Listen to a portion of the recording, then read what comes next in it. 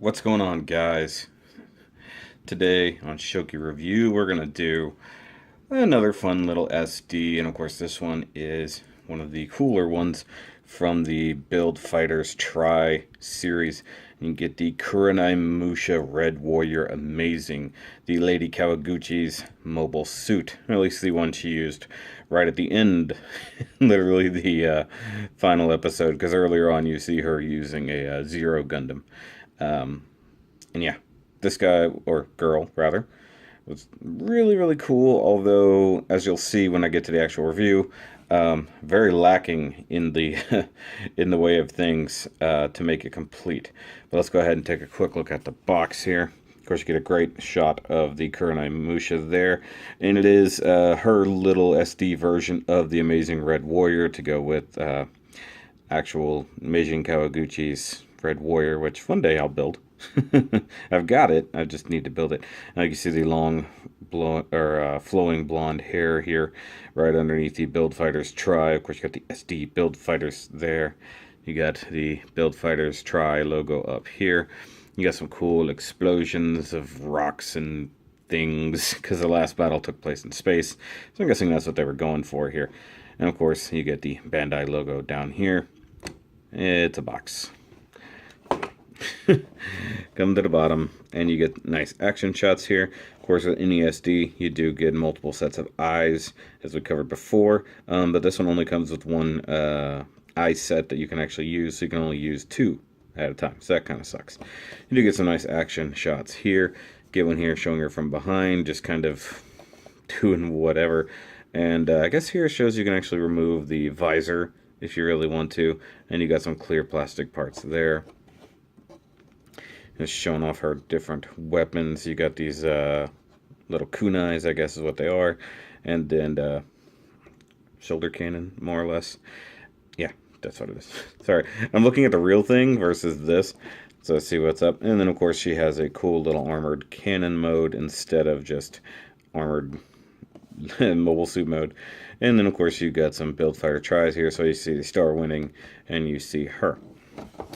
Come around to the side, of course, you've got BandaiHobby.net, repeat of box artwork number 41 in the series. And you come to the bottom, and you get front and rear shot, as always.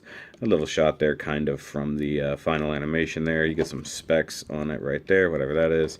And a little bit of a read-up there. And a little bit of, story from that, and then Gundam Build Fighters.net. And you get your standard warnings of don't let your 3-year-old stick this in their face. Probably plastic bag warning there. All the other things. Little dude with the toilet. About 1,000 yen. Somewhere in there. Then get illustration by Yamada Takahiro. And background image by Yamamoto Hiroyuki. That's awesome. And even being an awesome little SD, it does end up upside down sometimes. Sorry guys. I'm not entirely well, but the show must go on. So we're going to do what we can here. Let's go ahead and look at this girl.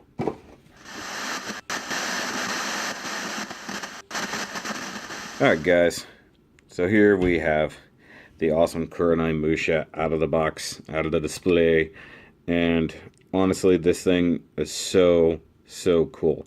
You guys know I like the red and the gold and the nice dark gray colors, but unfortunately most of that is not exactly on this kit to begin with, and I'll talk about that when we go into details. Of course, you get the great flowing blonde hair out the back. One of only a few Gundams that actually does have hair. The other being pretty much the Nobel Gundam and maybe the Denial. But that doesn't really count. At least, the way I look at it. So, this girl is really cool. Pardon the motorcycle in the distance there, guys. I love how the armor, more or less, becomes its weapons. It's not just here just for fun. And the details on this thing is actually pretty cool. I'm going to go ahead and pull the sword out of her hand for the minute here. Get some close-ups on her face. And of course, like any SD, you have the helmet on the outside and the real face kind of on the inside. And as usual, you can remove the whole helmet. Ah! Her hair came off. So you can see some extra details in here. Like this little crest right here, of course, is painted. I don't know what the RW is. We figured it out, but I forgot what it means. I think it's just Red Warrior. You do get these two kind of flat red stickers there to go on either side of that. I don't recall if this one came with a sticker. I painted it. I painted a ton of detail on this guy. Um, you can see I even carried some of the gold around the side of the helmet right there. Of course, panel line this thing everywhere. You can see here in the chest vents, got some gold paint there. Every one of the little grommets or not grommets, what are they called? Rivets. All the little rivets all have some gold paint. These the vents were supposed to be a sticker. These are supposed to be stickers, but they were yellow, not gold. And this girl really deserved to have some gold on her. Go ahead and put that helmet back on, if it'll go. There we go. And of course you see, I did lots of gold detailing all around here. They didn't even give you a sticker for most of this, guys. I actually did this just because. And I actually played with some shading on this, and we'll look at that here in a little bit. I'm going to go ahead and just kind of give a quick walk around here and get the great big shoulder cannon that comes off the back. Of course, lots of shading on here and some good painted detail. And I didn't realize this until when I was looking at the box. I totally did not paint these little barrels black. So it's a small detail I completely missed. These right here, these did come as a sticker, but once again they were yellow, not gold. So had to paint black all up inside there and then gold over the edges. And I love the way it came out. The only part I did use a sticker for was this red that goes over the entire shoulder and wraps around the back. But then of course I painted all of that gold. Then inside here you do get some more, which I don't even think had a sticker detail. I don't recall, but I went ahead and painted that as it is. Let me get her hair out of the way here and see the back. You do get the great sheath for her sword on the back. Added some gold detail. You can see my gold was running really strange and kind of thin. It was a really weird thing happening there. I might actually come back to this girl now that I've got a better one and touch it up a little bit.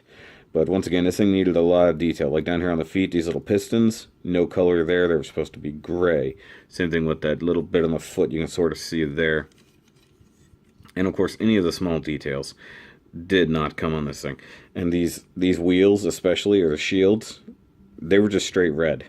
These things are supposed to be tires, like, you know, on a vehicle.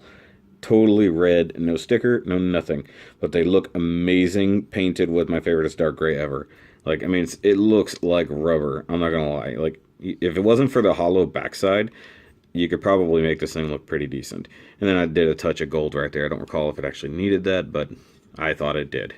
And then I even went so far as to paint a little bit inside there, and even up onto the, technically the bicep. Added a little bit of gray detail. I did a lot of work. This one took me a few hours. Just doing all the detail work, painting all the armor on and stuff like that. And I'm definitely doing all the shading work. And I don't recall exactly what I did. I don't think I used my shading markers. I think I did something else. But you can see just it's dirty. I just wanted to get lots of dirt in there and also get some shine on it as well. You can really see it around the feet down here. You just in all the grooves underneath the bottom side there. And then up here on the helmet. So right in here, these could have been painted solid. I do believe there was even a sticker for that to make it gray, but I just shaded it in instead. And then to make this one band right here pop, make it look a little bit different, I shaded around it but not on it. So it almost looks like a completely different red. And all it is just shaded around it, guys, just for adding effect. And of course up here on the kunai on the helmet, that is painted gold handle and then a little bit of kind of really ugly silver, not gonna lie. So not my best paint work there, but you do get some cool foil stickers that go around the kunai to make them nice and chrome and shiny. The same thing with her awesome little sword. You do get that, and I did add just a gold edge to that there, and then painted the crap out of that. The thing had no color on it. I don't even remember which color it was to begin with, but I painted the handle and I painted that, and it just looks fantastic. Something about these SD swords, they come out amazing when you just do a tiny bit of paintwork to them. Now, since that is, of course, one of her main weapons, we'll go ahead and look at it. She does, of course, just hold it in the little square hand, as they all have, and that just looks good. You know, SD articulation isn't crazy. You know, you do get the shoulder joints up in here. They're pretty limited. You do get a little bit of an elbow joint, also very limited. You do get hand rotation, as usual. You get a little bit of thigh rotation, but not much. As you saw, those legs are stubby. They just pop right out. Ankles, same difference. So you can do a little bit of some splits, but not a whole lot. And the head rotation is usually limited because of what's there, but you can get some decent poses. I like that nice action pose. Yeah. Just, yeah. Turn the sword. She's so awesome. And of course you can take the kunai off and use them as actual weapons, even though they're kind of just for decoration at that point. Let's see here.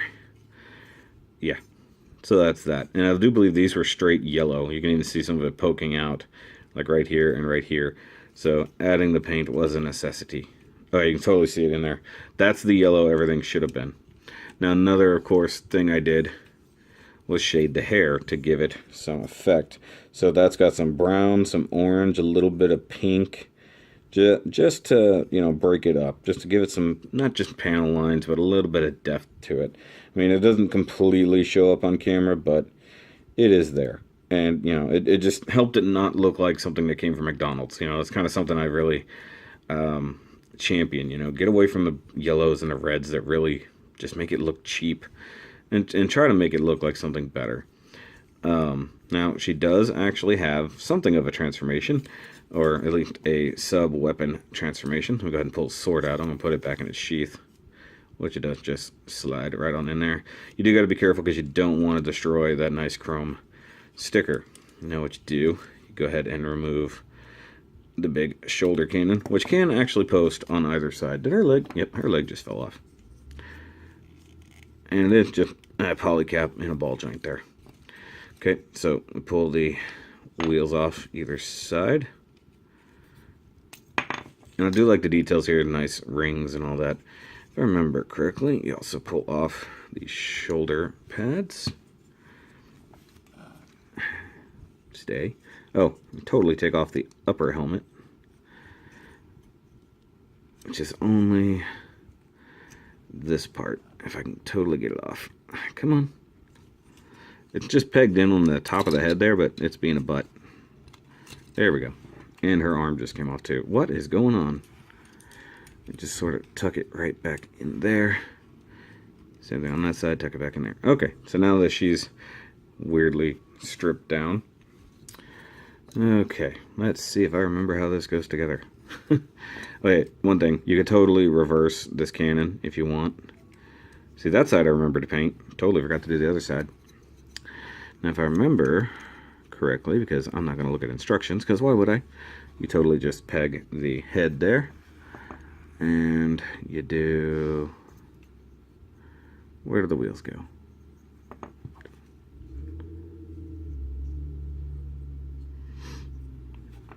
I feel like I'm missing something. Because I know these got a peg on here. No. The peg onto these. Okay. Oh, wait, you know what? I think I am missing a piece. I think the whole back... Yep. That's what's missing. Okay. Forgot the whole backpack comes off. This goes up in here like that. Once again, missing something. I know I'm close.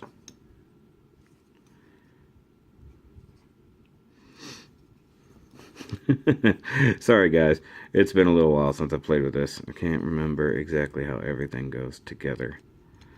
So I know that that tags on there like that. I think this is supposed to... Okay, instructions guys, I'll be right back.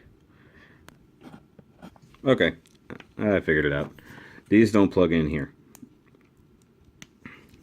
Almost goes there. Totally wrong. Oops. And I'm just going to go ahead and separate that by accident. Peg that back in. Okay, so these actually peg in back here. Yeah. Okay, which hole? Oh, sorry. Up here. It's hard. I had to find the diagram. They actually kind of either become a stand or almost like foot pegs. That's weird. I don't leave it in this mode. Obviously, I haven't done it in quite a while. I built this girl probably near the end of last year, I believe. And then the wheels peg on these spokes, not the other one. So that works out a heck of a lot better when you put it together the right way, guys. But, you know, it is what it is. And now you get this cool cannon mode. I like that. And she can stand behind it to do things with the cannon. I don't know. It's pretty neat. I like it. I love the fact that these SDs usually come with some kind of alternate weapons mode for their either their guns or their armor. Usually can transform in some way, shape, or form. And I love this. It's pretty cool. You know, like I said, it's been a while since I transformed it to any other form. And you can, of course, you know, tilt it back a little bit. This part just wants to keep popping off. Oh, and there went the clear plastic. This thing is problematic, guys. It always was. And I think I actually did a tiny bit of paint along that edge, like just to darken it up. But I thought I had that glued in place. Obviously not. And once again, this is a spot I need to add on some new gold paint, probably. Though it kind of adds to the weathering slightly. But it's a cool little gimmick. It's just kind of a pain in the butt to make it happen all the time. So, I think that's going to be it for this girl. And I love this. It's a great little kit. Go ahead and get it. I mean, it's not super expensive. It's at 1,000 yen, probably close to about 14 bucks, 13 bucks, somewhere like that. And it is worth it, especially if you love the Build Fighters line like I do. And one day I will finish up her Lady Kawaguchi suit to go with it. So I'll have her with the Amazing Red Warrior like they're supposed to be. So that's it for this, guys. Check out all the other reviews. I'll probably start in the Build Fighters line sometime very soon. Because, you know, I've got bear guy just hanging out. Alright, guys. Just remember to always keep on building.